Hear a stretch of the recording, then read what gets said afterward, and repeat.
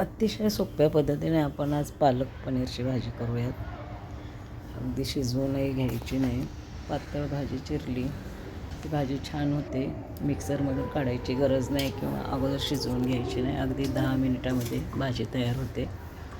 पनीर अगोदर आपण तेलात आणि थोडंसं तूप टाकून भाजून घेऊयात. अगदी जास्त लालही करायचं नाही.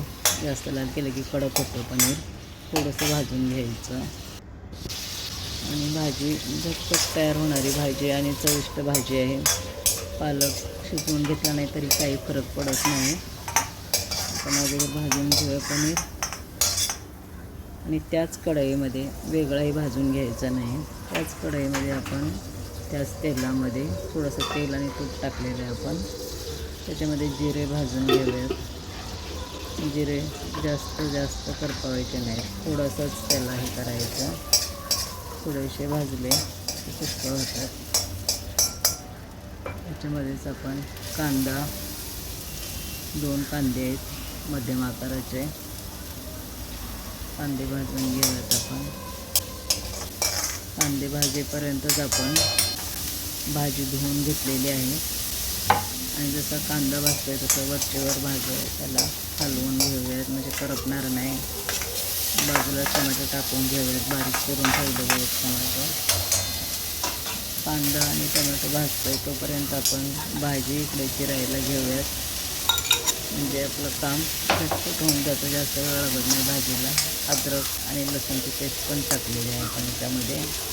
ते भाजेपर्यंतच आपण धुवून ठेवलेला पालक बारीक चिरून घेऊया. अगदी बारीक चिरला की गाळ होऊन जातो पालक. त्याला वेगळं शिजवायची काही गरज नाही. वेळ घालवायची गरज नाही. तुम्हाला 10-15 मिनिटांमध्ये ही भाजी अगदी हॉटेलसारख्या चवीची सुंदर चवीची भाजी तयार होते. थोडंसं हिंग टाकून घेऊयात. मीठ टाकून घेऊयात थोडंसं चवीनुसार.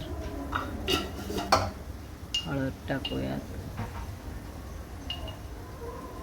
हे सगळं एकजीव करून घेऊ.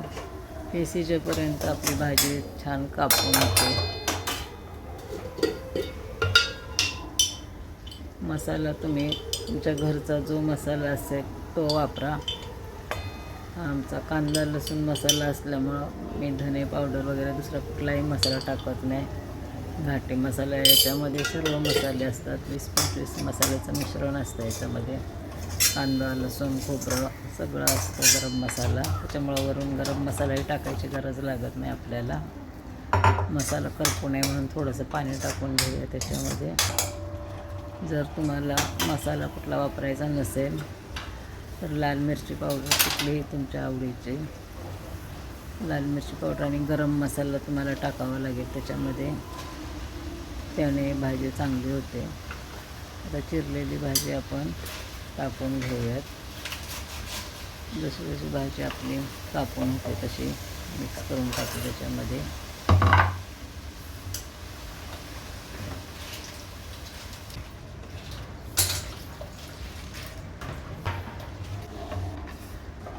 एक जुडी भाजी आहे आपली.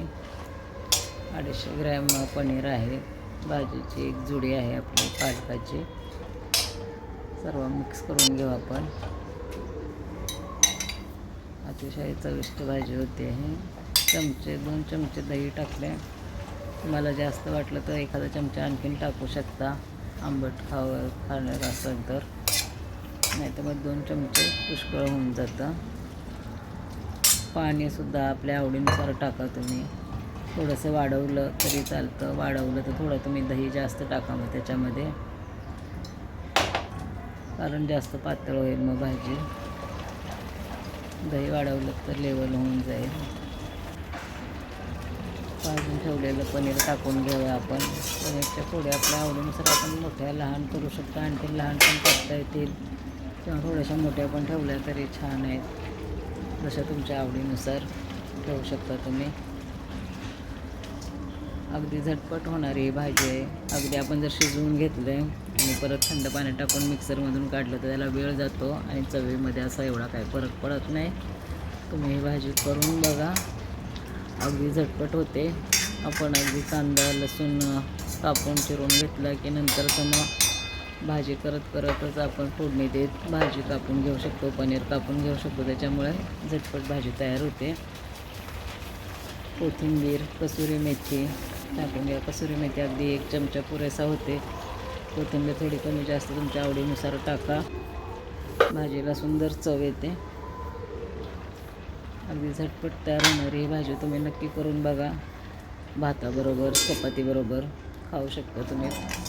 भाताबरोबर खायचे तर थोडंसं पाणी वाढवू शकता तुम्ही, दही टाकून, दही वाढवून. जरूर ही भाजी करून बघा तुम्ही एकदा. बघितल्याबद्दल धन्यवाद. थँक्यू.